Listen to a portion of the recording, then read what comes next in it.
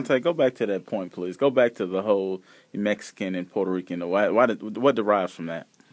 I honestly don't know. Like, I was raised in East Chicago, and you're raised with that. You were raised with that. Like, I used to speak Spanish when I was younger, like when I was a baby, kind of toddler. I started, I was, raised in a bilingual household.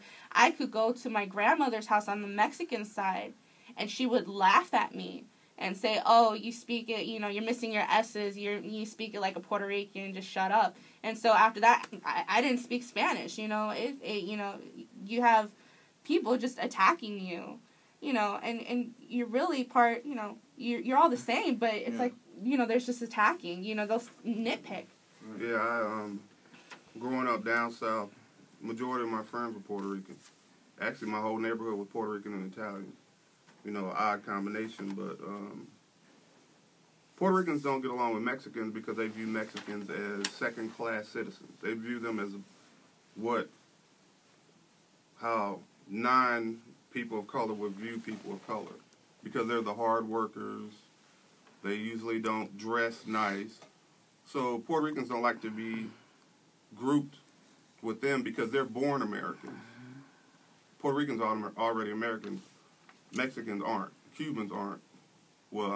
Cuba, if you make it to the coast of Florida, you're considered a resident. But all my Puerto Rican friends, they tell me they don't care for Mexicans. Just for that simple stereotype. Yeah, and like I said, you're just kind of, raised with that, and then I know that, within families and stuff, yeah, there are sides that are worse than others.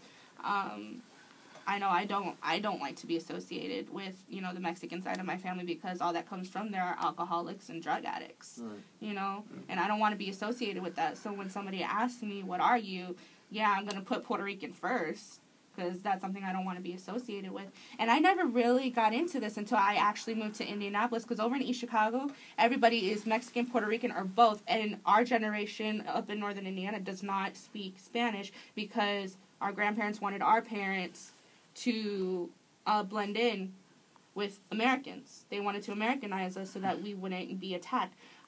And I come to Indianapolis, and I'm attacked by Latin people because I don't know Spanish. Right. I was cashiering in Saraga, working at the international store, and you literally have people all the time coming up saying, "Hey, are you Latin? You look Latin. You look Mexican." Like, yes, and how come you're not speaking? And I can answer, someone in English who's speaking to me in Spanish. I'm like, "No, I don't speak Spanish." "Well, why? You're a Latin person. Don't you think that's an embarrassment? You should be speaking Spanish." And it's like, whoa.